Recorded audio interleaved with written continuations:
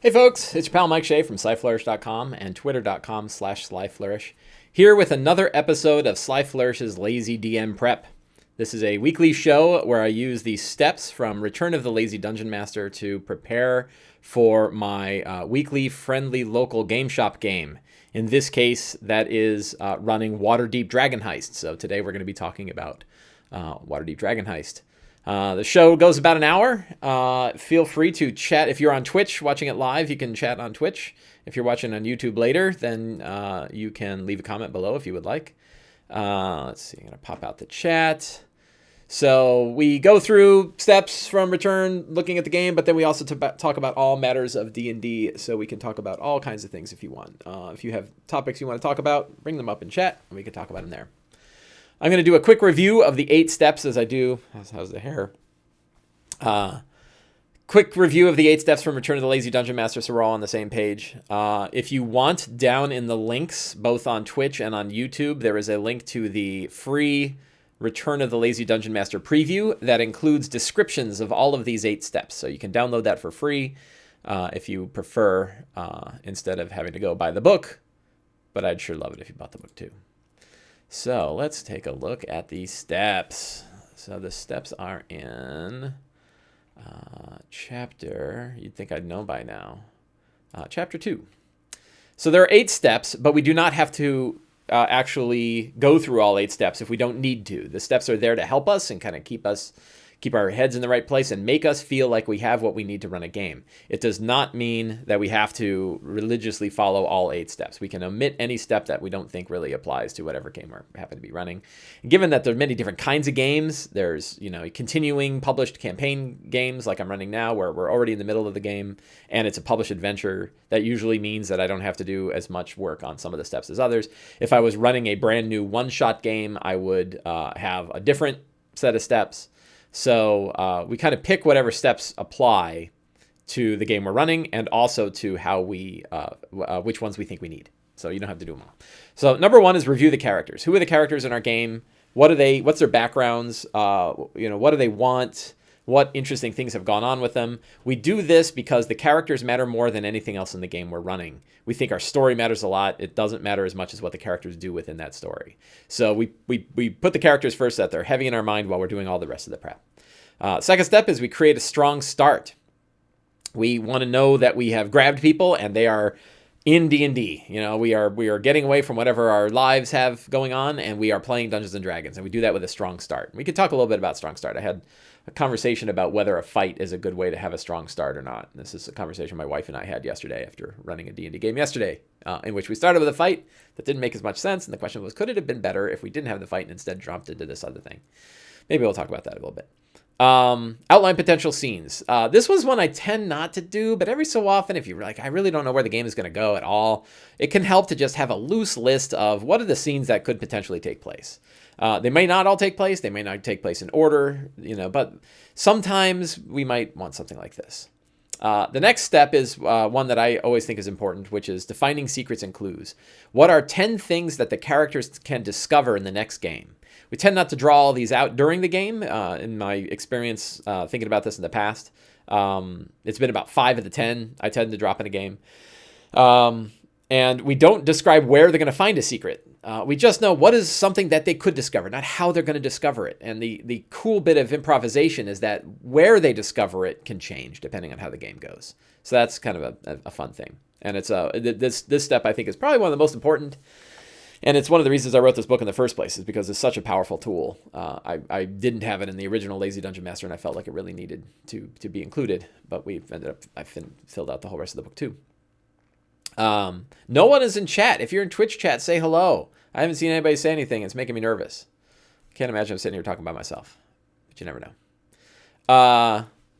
The next step is developing fantastic locations. If you do not have fantastic locations, it is worth having probably one set piece for every 45 minutes of gameplay. Where are they going to go? What are they going to see? What makes it cool? This is usually hard to improvise. Coming up with an interesting location that isn't a cliche is hard to improvise.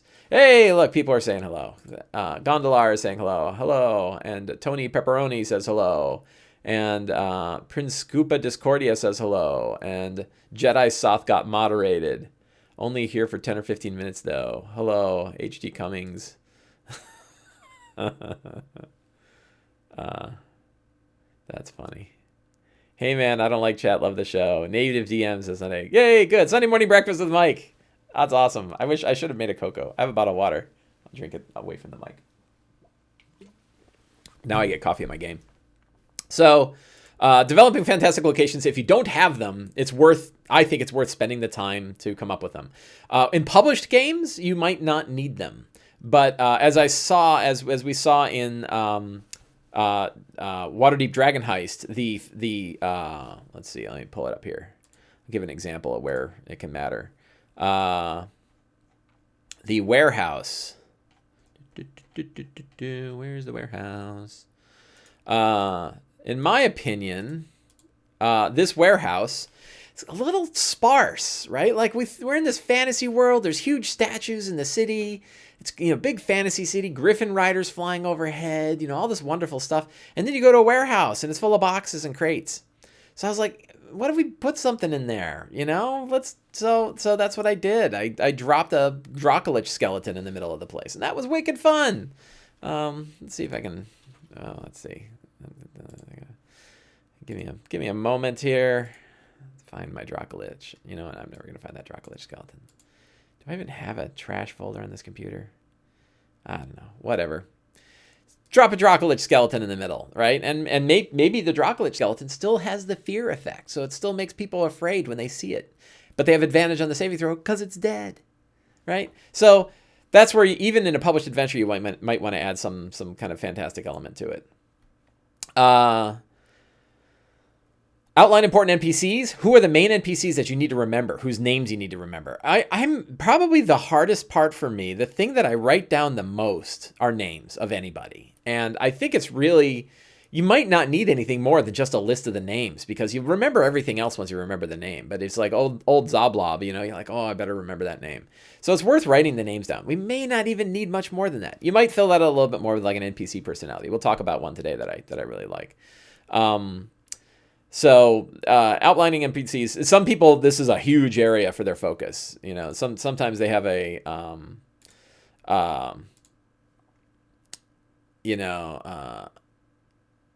man, I'm getting some weird permission things in chat. Some people spend a lot of time on NPCs, and I don't know that that's not worthwhile given how much role-playing seems to matter to people. Role-playing is, I think role-playing is a bigger deal than we tend to think.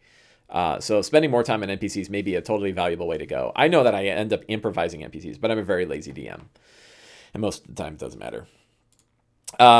Choosing relevant monsters. If you don't know them ahead of time, what are the monsters that make sense for this situation? And again, we're not I'm not a fan. I mean, everybody has their own, and I'm not saying anybody's doing it wrong, but I'm not a fan of starting with Kobold Fight Club. I'm not a fan of saying, like, I need a challenge rating 5, so let's look at challenge rating 5 monsters. It's instead like, where are they going? They're going into the sewers beneath Waterdeep. What sort of creatures might they run into in the sewers? Like that to me is a more valuable question. And then maybe it's hard, right? Maybe they run into something really terrible and they have to get away, or maybe it's a bunch of easy stuff. That's okay too. Probably you're less likely to find really hard stuff than you are to find really easy stuff. To get all nerdy about it, if you think about the difficulty of monsters in the world of D&D, they're going to go on a power series. So like there's going to be, it's almost log normal. You're going to find there are many hundreds of times fewer ancient red dragons than there are giant rats. Right? There are lots and lots and lots of giant rats. There are only a few ancient red dragons. So the higher the challenge rating, the far fewer. It's not that there's fewer Otyughs than there are, giant rats. Is that there are many times fewer Otyughs than there are giant rats, right? That to me, that power series makes sense for monsters, and that's worth considering when you're dropping monsters into your game. Now, maybe they're in a place where that's not true. Maybe if they're in, Tartarus, the undead, I think it's Tartarus, right? The Orcus's undead plane in the abyss. There's probably some badass stuff there, right? There probably are a million skeletons, and 500,000 ghouls running around, but there's also like probably more than a couple of Dracoliches. There's probably a few liches there, right? Because if they were going to hang out anywhere, I don't think it's Tartarus. Tenebris? No, I forget the name of Orcus's home plane.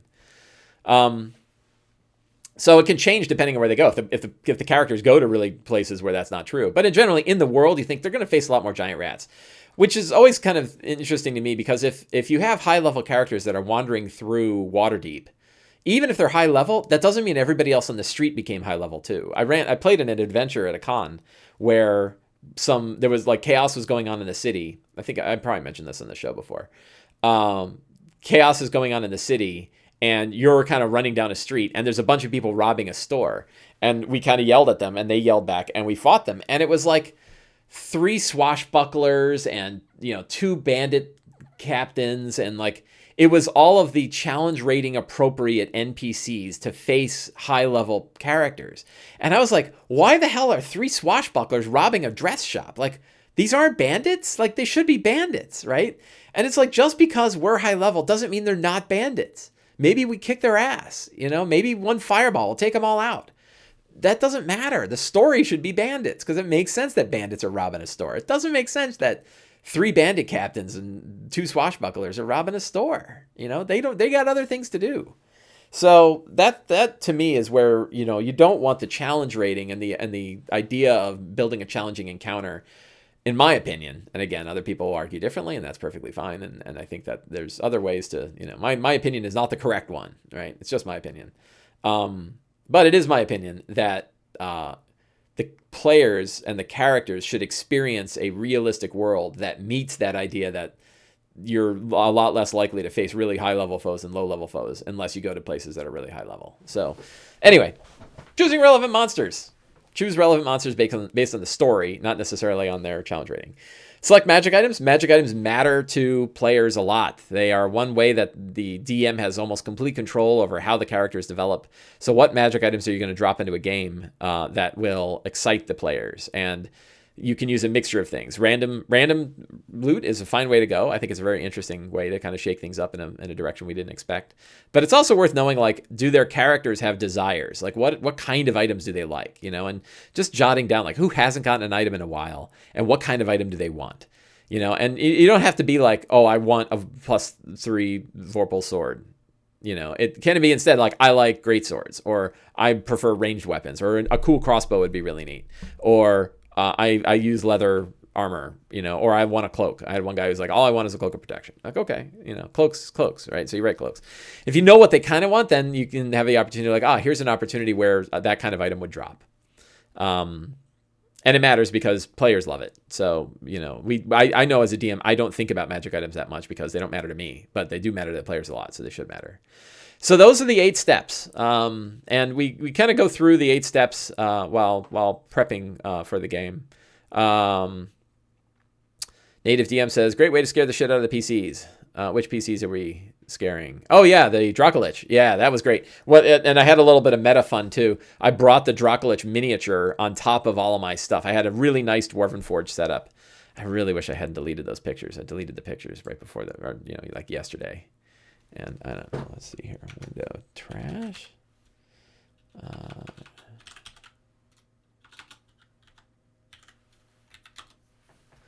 Oh, I might have them. Let's see. If I drag these over. Oh, whoop, wrong window. Sorry. Hang on. No, they're not the right ones.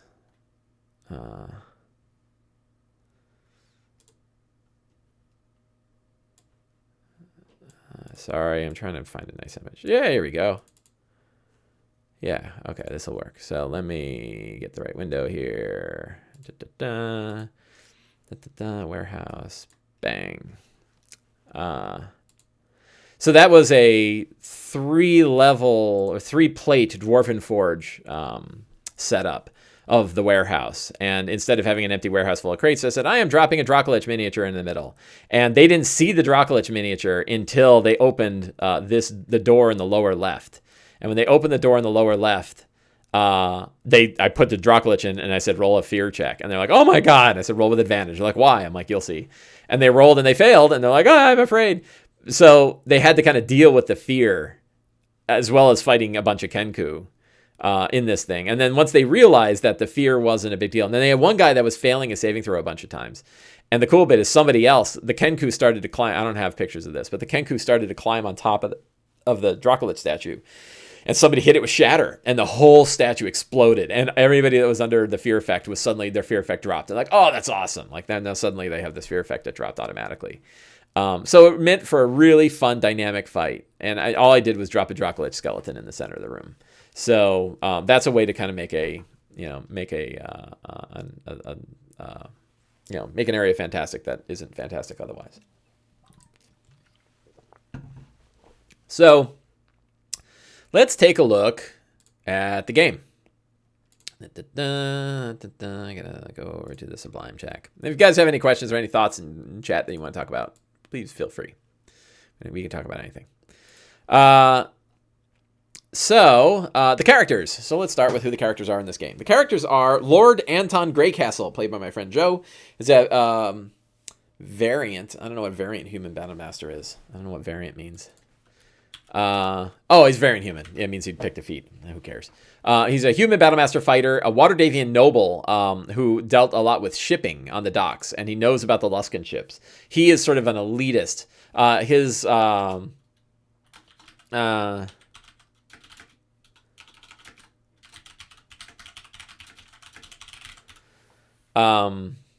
Yagra, Stonefist of the Zinterim, is Anton's special lady friend.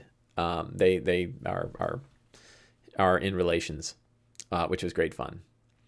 I'm not going to get into details. It was not exactly fully pornographic, but it was pretty funny. It turns out she's a choker. So Greek Banjo Wilkerson is Anton's longtime friend, but he comes from, he's broke. So he comes from the Outer Ward, and he's trying to make some kind of new instrument that he is sure everyone's going to love, but everybody thinks he's ridiculous for trying to create this, thing. John the Grizzled is a Dwarf Arcane Cleric who deals in lore. He's kind of dirty and not real sociable. But he knows that something from the Nine Hells is going on in Waterdeep. Uranus is Brian's character, is a Drow Pact of the Fiend Warlock, and he knows a little of his patron. He actually learned a lot more in the last game. Did Anton join the Zinterim faction? Anton did not join the Zinterim, no. She's not really recruiting him to the Zinterim either. They're just friends. Knows a little of his patron, but came to Waterdeep because of the pull of the pack. So he was brought here. He learned that his patron, this is something he learned in the last game, his patron is named Izikul. A devil who collects proteges for her master. So she's like a middleman for multiple. She's a patron of many warlocks. She's also an Aranese who hasn't shown up yet. And he just kind of learned this while reading glyphs upon a wall. He knows that there's some connection here. So there's definitely one of the overarching themes of this version of Dragon Heist that I'm running is deviltry. I want to do a lot with devils in this one. That the Castlanters are the main villain, and a couple of the characters certainly know that there's sort of a fiendish thing going on. So I'll talk a little bit more about that too. There was some big secret I wanted to mention in the chat, but I can't remember what. And then we have Agron. Oh yeah, here's a big secret that I like. So Agron is a human rogue investigator who was a former member of the City Watch that left, and he is too old for this shit. And he, he was kind of kicked out of the, so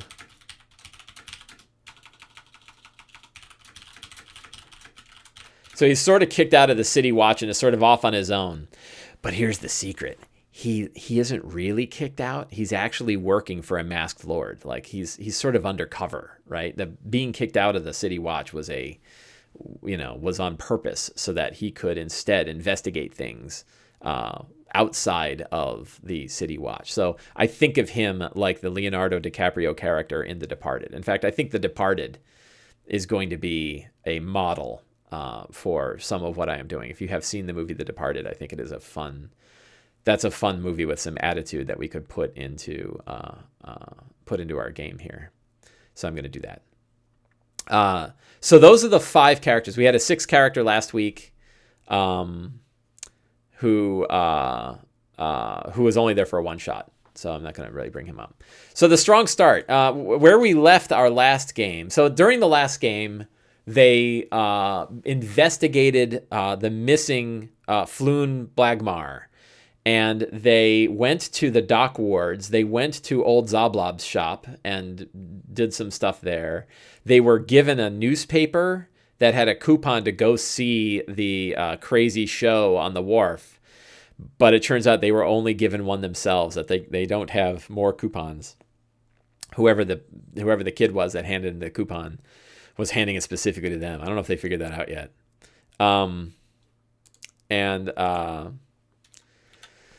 So they went to the seedy bar and found out about Floon and Raynar Neverember both getting grabbed up.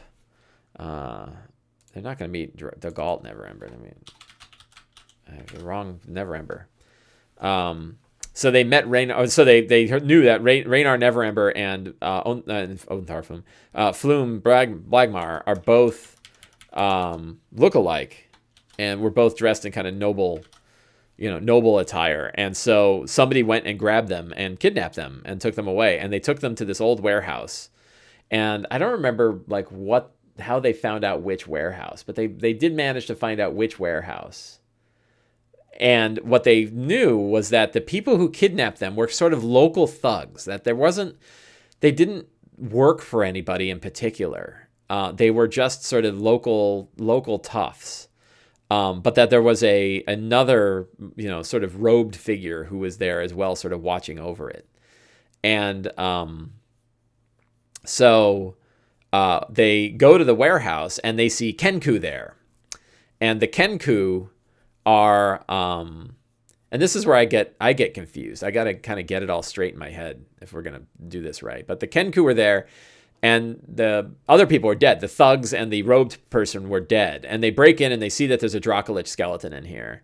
And they kind of learn about that there's some other deviltry going on in this place. There was a pillar in one corner that was carved with all these weird, devilry, infernal symbols. And when they read it, when Aranis read it, he learned about his patron from it. He sort of connected him in, and he went, "Oh my God, they're dealing with devil worship here," And there's this dragon skeleton.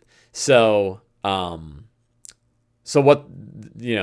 truth is, and this is a secret. Well, we'll go ahead and jump right to secrets. One of the secrets is that the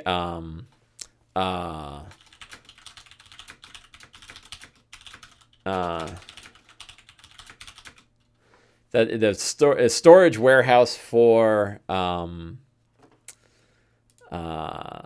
the family. Which family is it?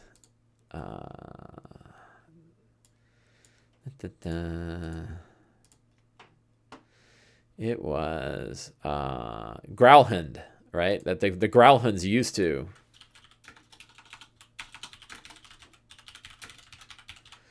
They stopped paying.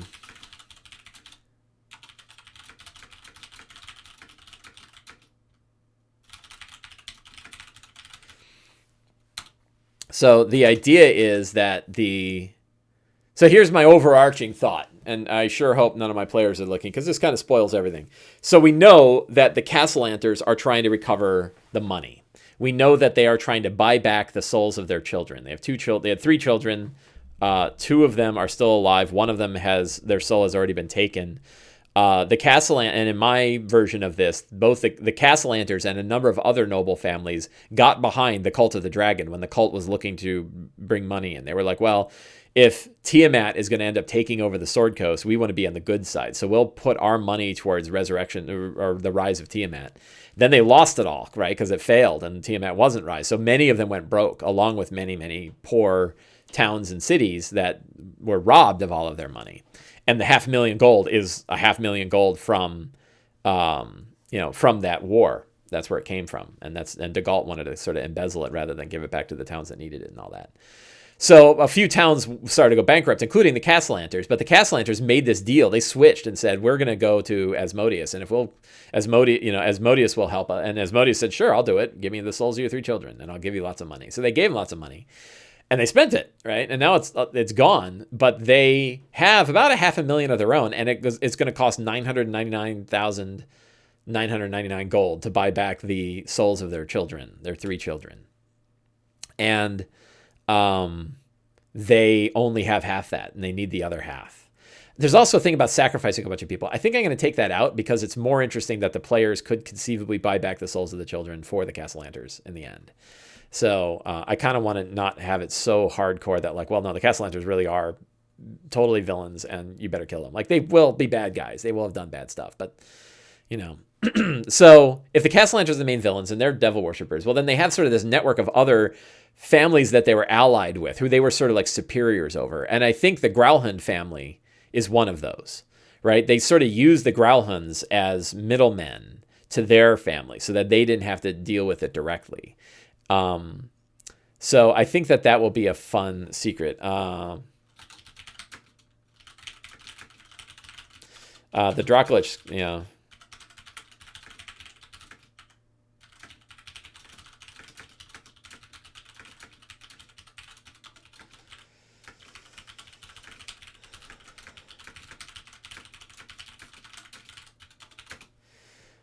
so there's a lot that they can kind of figure out from the warehouse and what's been going on here. And the fact that this was a noble's warehouse, and that, you know, the carvings on the walls.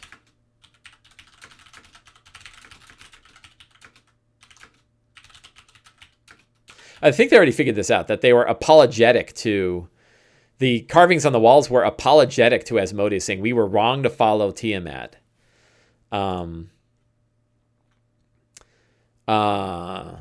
Yeah, Pixelscapes says, hi Jen, says, I like the modification of the Castellanters, makes it more of a dilemma for the players. Yeah, I don't want to just be like, oh yeah, by the way, they also have to kill 100 people. Because then they're like, well, screw them, then we're just going to kill them, right? But if it's like, no, they really just need the money to buy their and maybe Asmodeus is like, well, no, you're going to have to do more than that. But his initial one is, give me, you know, you give me the gold and I'll give you your children back, right? But he probably wants something more too. So Asmodeus's plot here is continually evolving. So the question is, all right, so what I'm doing in my modifications, I'm removing the Zinterim from it. I'm kind of pulling them out. They are not really, like the Zinterim are around, but there isn't the whole Manchun thing. And instead, the other 2 perpendicular players to what's going on are Brigandarth and,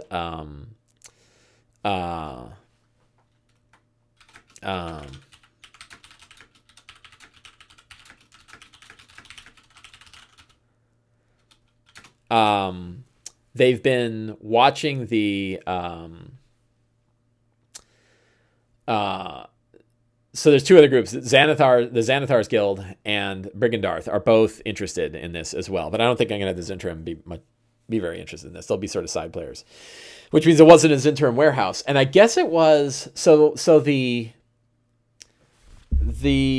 I think in the adventure the Kenku are members of the Xanathar's Guild, kinda, or they're at least hirelings of the Xanathar's Guild. I'm pretty sure that's how that goes.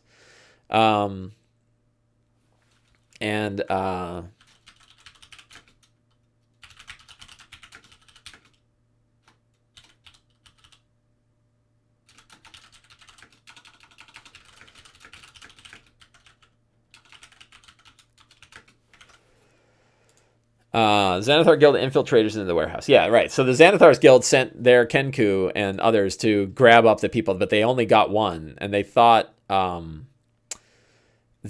that they were grabbing up Raynar, and instead were grabbing up Floon. So that makes sense. So I'm skipping a bunch of stuff, but let's talk about the strong start. So the strong start in this is the City Watch.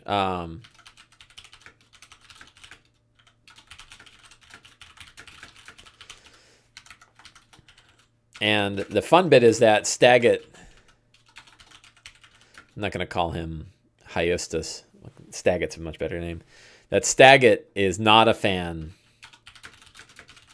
of Agron. You know, he's the one that kind of took over, and he does not like Agron. He thinks Agron is, you know, a meddler. And my character archetype, although the language is hard because I'm in an open game shop, is Sergeant Dignam from The Departed. This is what's his name's awesome role in The Departed. Oh damn, Mark Wahlberg. Right, Mark Wahlberg in The Departed is awesome. And I think he's going to be this one, that he's just as tough as nails, just mocking everybody, you know. And in typical, he thinks that Agron is some private investigator who's, you know, at best embezzling money from people who can't afford him, and at worst is getting in the way of the city watch and what they're trying to do, and he does not like them. So I think that that's going to be a fun one, and he's going to like say like, oh look, a bunch of dead people, and here you are. You know, why shouldn't we just throw you in the clink? You know, and maybe they will, right? Maybe they'll have to deal with the city guard. You know, then they'll pull out the orders and say, look, I see a whole bunch of stuff. So that could be fun. But I think that's where we're going to start, is the big confrontation between the town guards and our characters. And the scenes are, you know, kind of figuring out where did Floon go, and the sewers, right? And I think if we look at the adventure, you know, we did bother to buy this adventure. Let's actually look at what it's in it. So the watch arrives. So you have the city watch arrives. A whole bunch about Staggett. And Raynar might be able to kind of talk him out of it, right? So at this point, the character's like, you know, Xanathar Scale mistook him for Raynar and is taken to hide out in the sewers. The character didn't left, and the Vancouver Flynn was taken, asking questions locally, dragged off. The character kidnapped a path through the back alleys to a circular metal cover inset in the pavement. Cover is easily lifted, revealing a ladder down the sewers. So now they go down to the sewers. Native DM says we started casting NPCs a year ago to help with keeping everyone on the same page too. Yeah, this is something I'm gonna try. I heard this tip before, and I thought it sounded really good. I have not tried it, which is, why don't I just tell the players who they are? So if I say, who here saw The Departed? And they go, oh yeah. And I said, do you remember Sergeant Dignam, the guy played by Mark Wahlberg? And they're like, oh yeah, I remember that guy. Like, that's this guy, right? And he's just pissed. I think that could be fun. I always thought that it was kind of fun to hide that, but maybe it'll be fun to reveal it. Like that's something I hadn't considered, right? So I might try that. So we have the sewer. So then, so they got to, you know, here's like all 3 sentences about how they find the sewers. But basically they have to go find the sewers. And then they investigate the sewers. Where did Flume go? And going... And then we have the sewers. One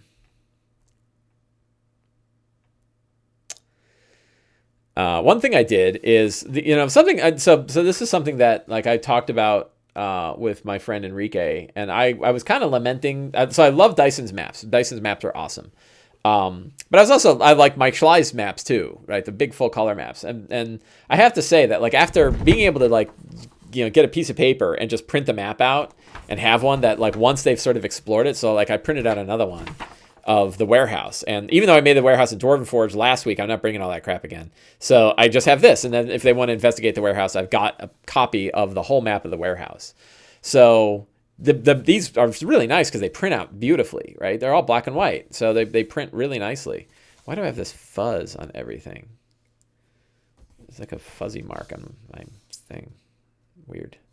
I think I got some dirt in my printer. So the fact that on like regular 8.5 by 11, we can print it. You could probably even like make them bigger. They're not quite like, they're not 1 inch square. That's for sure. But that's all right. You know, we can kind of figure it out. The problem with the sewer map is you don't want to show the whole thing to them because they don't know what they're seeing. But eventually you might kind of show it. I don't know the best way to do that with paper. There's probably some good way of doing that. Anyway, yeah, so I might do the whole casting of the characters. So I expect that today's whole session will be spent down in these sewers. I don't think that they're gonna get very far. Oh, one thing I did, which I also recommend, and I'm probably right about this too, is go ahead and knock them up to level 1 right after the fight in the well.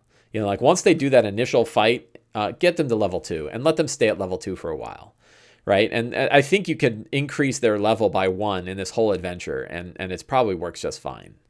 And it, you know, just getting them from 1 to 2 really helps. The whole idea that they spend all of chapter 2 at level 2, like that's pretty low, and that's a long time for them to be level 2. But level 3, they got a lot going on. So I'm definitely, I don't think it's going to make the whole game too easy by knocking them up 1 level higher and making them level 1 for this whole thing. It's ridiculous, right? Like think how much they deal with in this at level 1. You know, Kenku and everything down in the cellars, sewers, and all this stuff. It's a long time to be level 1. So I'm knocking them up. I already did. Yeah, so the whole intro, let's see. Tofarati says, I was disappointed with the map pack that WotC sold for this adventure. Just a copy of what was in the book and is 8.5 by 11. So nothing special. Yeah, I guess you can dry erase on them, which is not bad. Jen says I'd probably digitally slice the images to 1 room pretty page and then print that, but that's beyond most folks. Yeah, that'd be a lot of printing. I think that would be fine for some stuff. I wouldn't want to do that for this. Like that'll take forever. So, you know, I mean, you could do it, but yeah, and black tiles. I've done that before. If you basically have 3 sheets of paper, you can sort of create a fog of war. So something like that isn't so bad. I don't know. I need like a reverse Etch-a-Sketch. I need to like slide this in and sort of reveal it. I bet you could on an iPad. Like you could load this up on an iPad and black the whole thing out and then just sort of use your finger to sort of expose the, you know, the layers or something like that. I bet there's a way to do that. But I don't bring an iPad. Yeah, so this one's going to be pretty, like, I got to say, like, as adventures go, so the hard part of this adventure, when I think about it overall, the hard part is sort of all the moving parts, like who's doing what, right? And now I've got basically 3 fronts. I've got the Castellanters, I've got the Xanathar, and I've got Brigandarth, right? And Brigandarth is probably going to be a lot more subtle and quiet. The Xanathar is actually making an active play to try to get Raynar. Raynar? Is that right? Yeah, Raynar, not the Galt. I always get them mixed up. So it's kind of like in this situation, who's doing what? So like right now, the deal is the Xanathar guys are trying to grab them up. You know, and that can be interesting. So one, I don't remember. Let's take a look at the. Oh, whoops! I didn't mean to do that. So if we look at the hideout, you know, so they have like all the Xanathar. It might be fun to drop an encounter in here anyway. And I think if we go to Xanathar's Guide to Everything. Rules, Xanathar's Guide. If we go to Xanathar's Guide, where's the random encounters? So we have, I guess we could do Urban.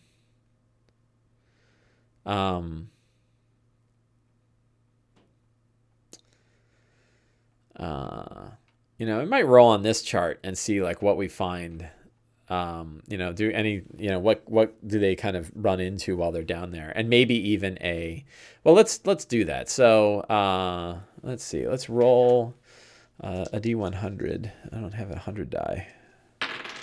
41. So 41 is a crocodile. Yay! Challenge 1/2. How about a couple of crocodiles? Right, that kind of makes sense. Crocodiles in the sewers, and maybe they start off with one. I mean, one crocodile. They probably level 2, and the grapple, and they have stealth. A little bit of stealth. Giant crocodiles are way too hard. So scenes. We're gonna have crocodiles. I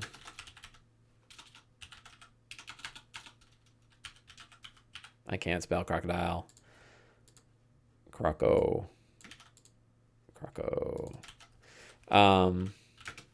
But they're going to find something down there. So let's go to our old friend. Hang on a second here. Let me switch over. We're going to go back to return. And we're going to go to The Lazy DM's Workbook. So this is the other book. There's 2 books that were part of the Lazy Dungeon Master Kickstarter, the Return of the Lazy Dungeon Master Kickstarter. This is number 2. Jen, who is here in the chat, actually helped. She took all of the maps that exist in the workbook and made them friendly for tabletop games. So you can thank her in chat for the ability to take all these wonderful maps. Look at these maps, right? And she made them all fit in a digital tabletop. So yeah, it's great. And it's wonderful to have her here. We're not using those maps right now. We are using a location. We're on a fantastic monument, random monument. So while they're down in the basement, what are they going to discover? And we roll, let's see, we need 3 20s and 100. So we'll roll. First 20, they find an unholy glyph marked. And then we'll roll an item. Unholy glyph marked 29. Rock. An unholy glyph marked rock that's empowered by radiance. Let's write that down before we forget.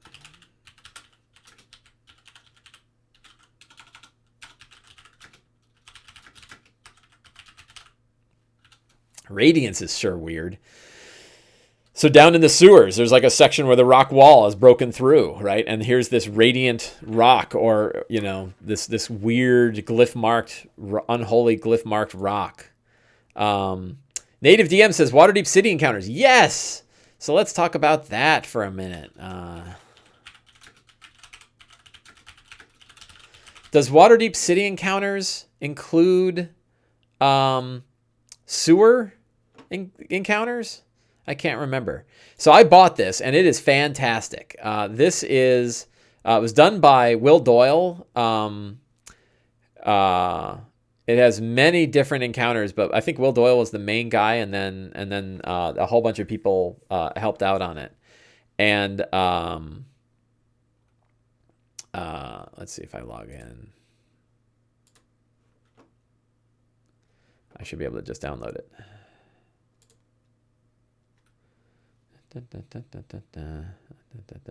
So I bought both copies of this. I bought the I probably shouldn't be doing this on screen, although you're just seeing my whatever.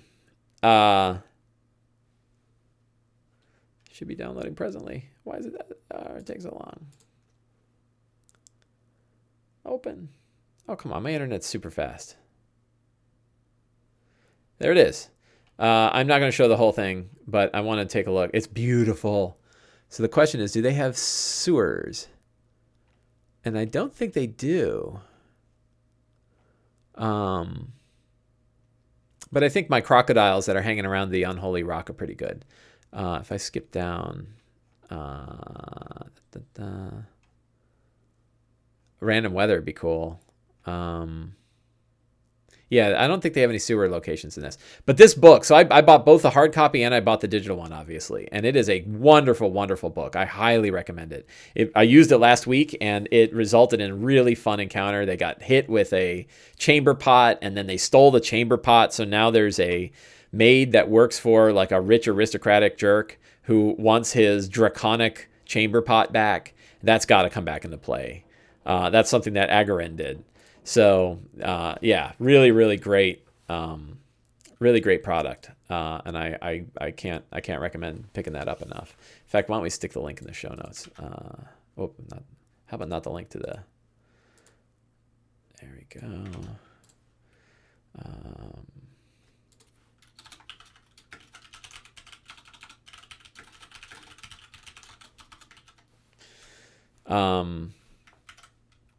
I need to add my affiliate ID to that.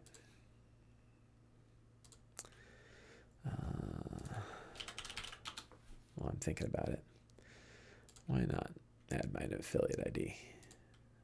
That way I can buy more stuff. Yeah, so I used the book, and it just adds this whole new, it adds this whole new way to,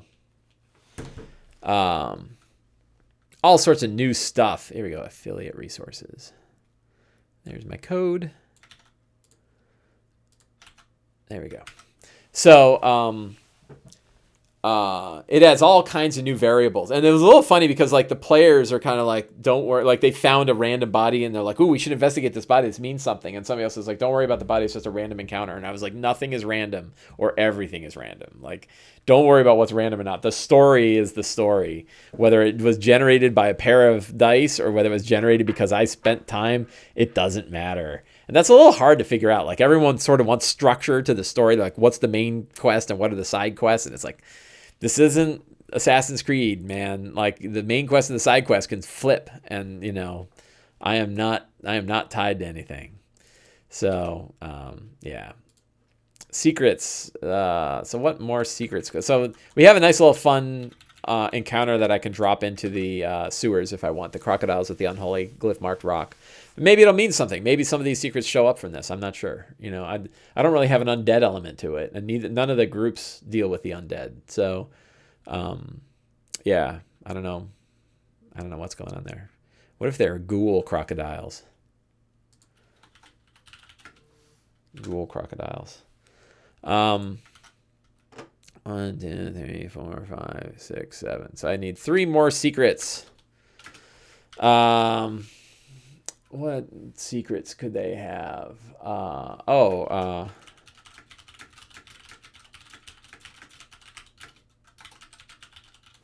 Raynar does not get along with his father, Delt. Raynar...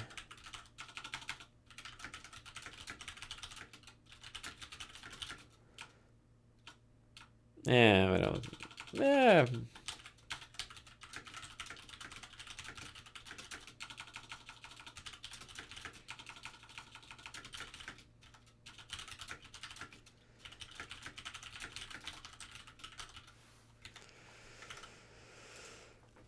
Fiendish glyph mark rock. Yeah, so Avaziel says, what if it's a fiendish one to tie it into devils? I could do that. They already just sort of found a random fiendish thing, and there is a bit of like putting too much, you know, kind of, I don't want to overshadow the whole devil thing too much. So I could do that. If it feels right, maybe I will switch it.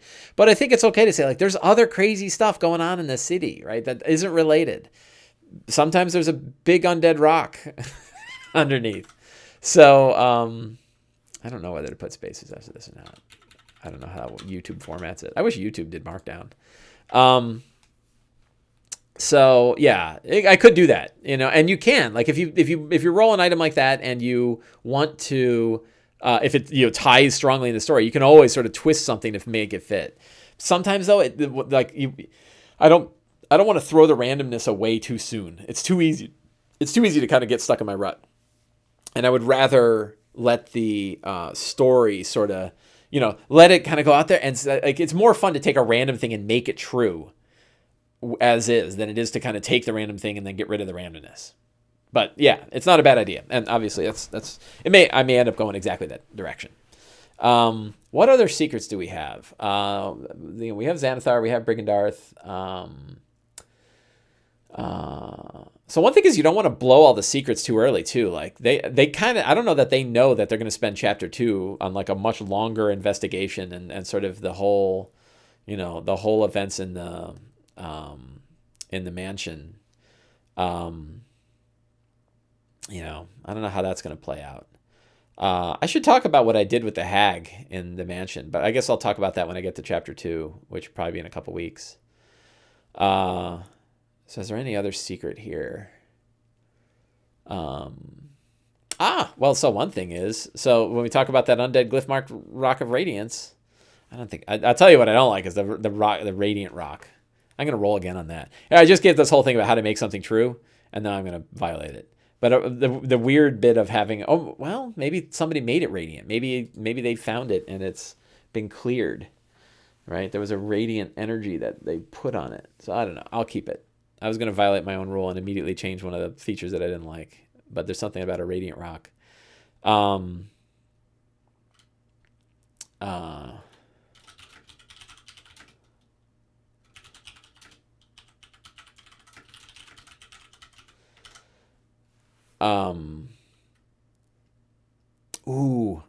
This is going to be...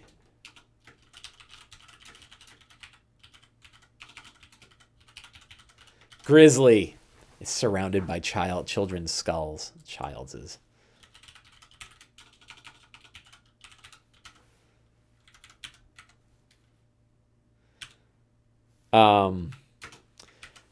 So there is one of the side. I almost wrote a adventure about this. I had seriously considered it. I wrote an outline for it. I was going to pitch it, and my thought I was going to write a adventure about the hag that used to own Trollskull Manor, and that she's still out there. Right?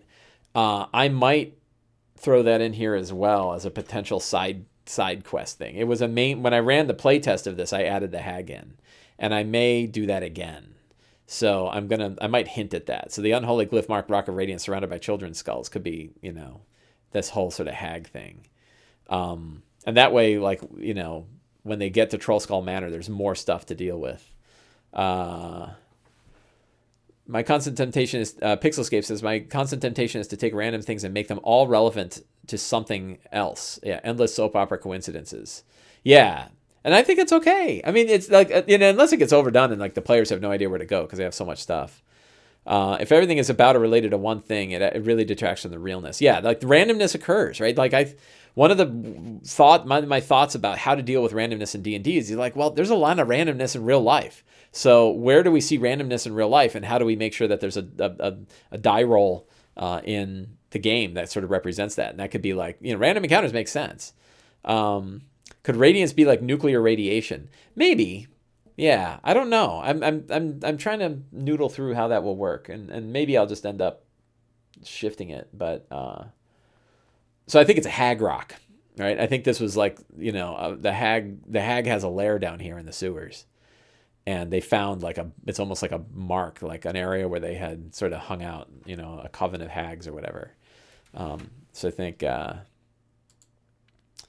Yeah, Pixelscape says, I can't overdo it or it's hard to tell what's important. And I think they faced a little of that last week where I dropped a random encounter and they had a body to explore, and they found out it was a body that, like, Leviathar, some people had sacrificed somebody to the Leviathar in a really painful way, and now they're like, well, maybe we got to find out the mystery of this body. And I was like, and the other player's like, sometimes there's just bodies under crates, man. Like, our problem is not this. Let's go find the live person we know about instead of figuring out this dead person.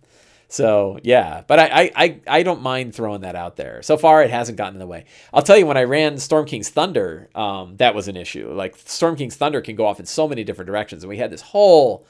I thought it was wonderful, but I remember listening to my players, and they were kind of whispering about it outside afterwards, where they got all involved in, Daggerford. So, the politics of Daggerford. During Storm King's Thunder, they went to Daggerford. They found out that the woman running Daggerford is actually a succubus, and they also found out that there was another woman who was trying to usurp power. She lived in that keep off on the western coast, sort of in the swamps, and they had to there was all this drama about them going back and forth between these two, and they had to go and assassinate her and go find her daughter and kill her, and there was all wild, interesting things that occurred. And really fun role playing and really interesting decisions that they had to make, and fun, really cool places to explore. I really enjoyed it. I loved running it. I think they loved playing it.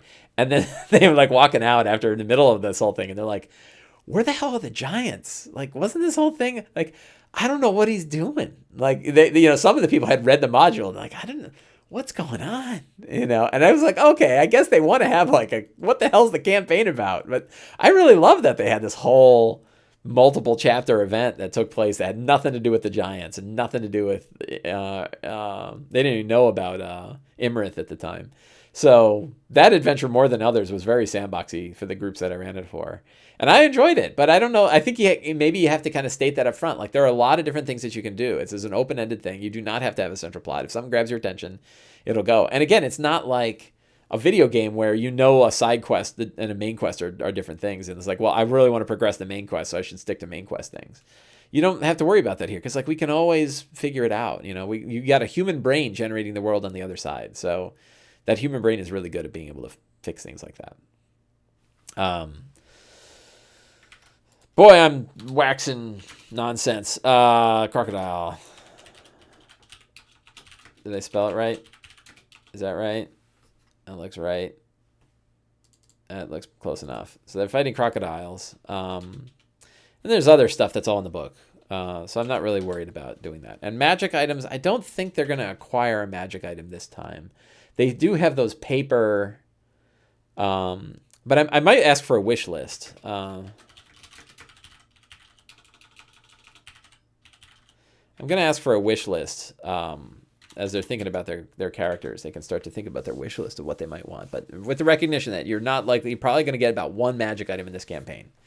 The whole thing. Like, you're not getting 5 things. You're probably going to get like one, expect to get throughout the campaign 1 magic item per person, because that's about the way it breaks out, is you generally get about 1 item per person. You don't get, it's a low, 5e is a low magic game.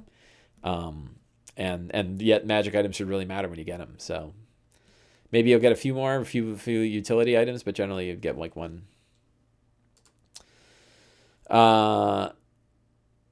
Good question. Bodhi H says, is a wish list asked for in any in-game way? There's probably ways to do that. I ask players outright. Yeah, I don't do it in-game. I try to keep in mind that sort of magic items are part of their character creation.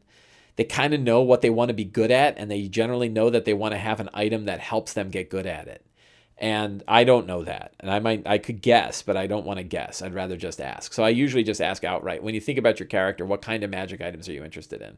Tofarati says, Vorpal swords. Yeah, and so you don't say, you don't give them a specific one. You say, are you interested in melee weapons, swords, light finesse weapons, armor, rings? What are the... do you want, I don't really care about things that boost my attack score. I'm more interested in crazy items that are more fun in the game.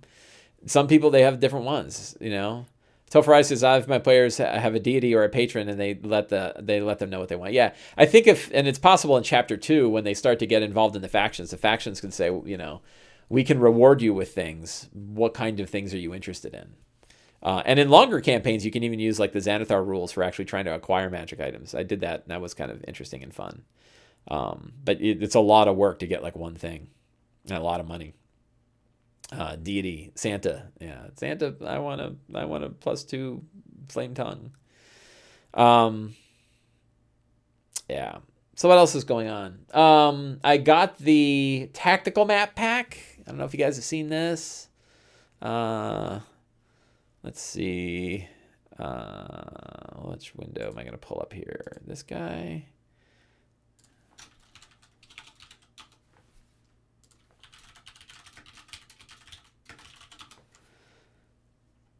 Oh, where's the...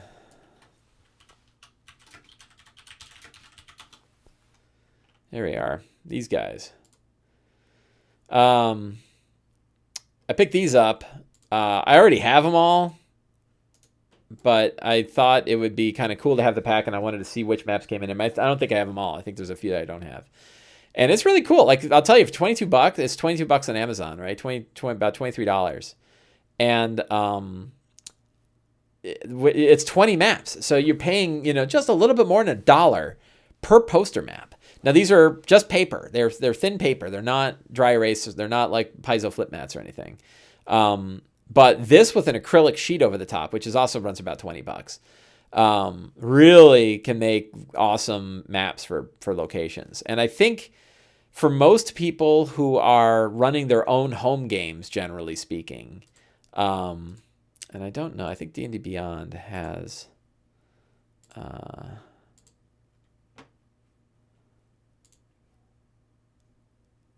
yeah, so they have like, these are the maps that come in it. And not the best. I wish the image was bigger. So my only complaint about is, God, why did you not include a key? So like in the folder, they could have easily put in, and this was a complaint on Amazon, and I think it was a valid complaint. They could easily have put in just show this, right? Show which maps are in there so that I can quickly scan and not open them all up to figure out which maps are in it at any given time. So I thought that was a weird thing. They also included the 2 Red Dragon Lair maps, which I guess are okay, except they have these giant piles of gold in the center. And so you don't really use them for anything other than like a Red Dragon Lair. I would have preferred 2 other lava-based maps, but, I'm just complaining. But they got like the nice clear roads. They've got, a bunch of different kinds of towns. Here's a small town. Here's a busy town. They have, small half maps. So you actually get more.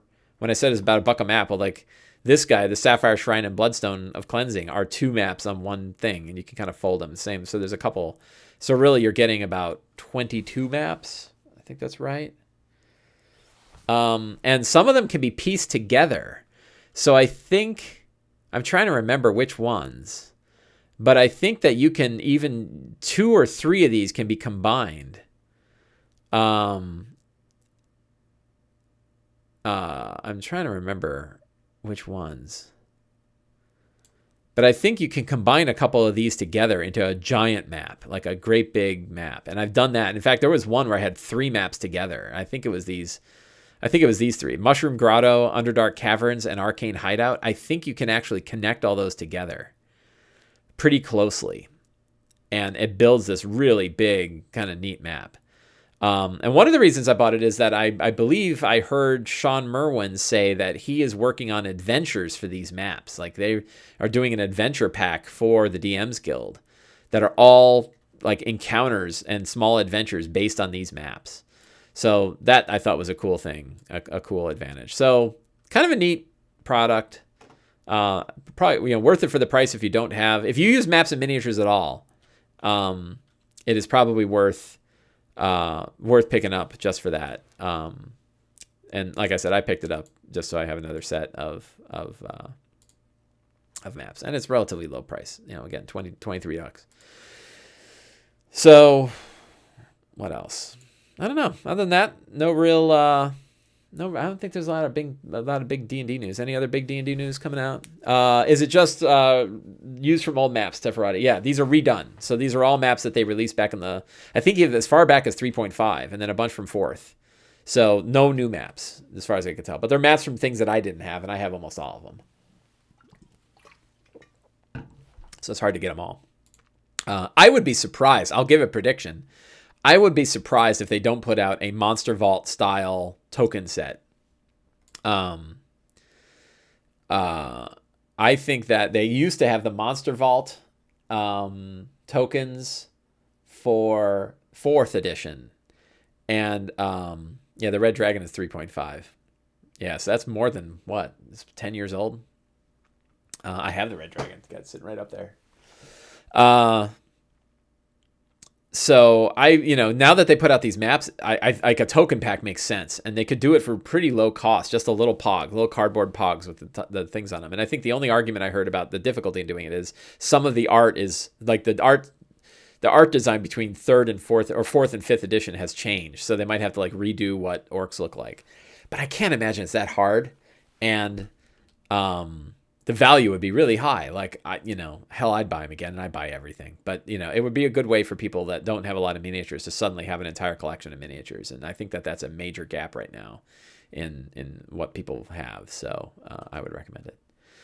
So it is 11 o'clock. I am going to run off to my game. And let's see. I'm going to bring up my return picture. So I want to thank everybody for coming today. I want to thank all the fine folks in Twitch chat for a fine conversation. And if you're watching on YouTube, thank you. And thank you for all your support. And I will see all of you guys next week. So I hope you have a great week and get to play some D&D. Talk to you later.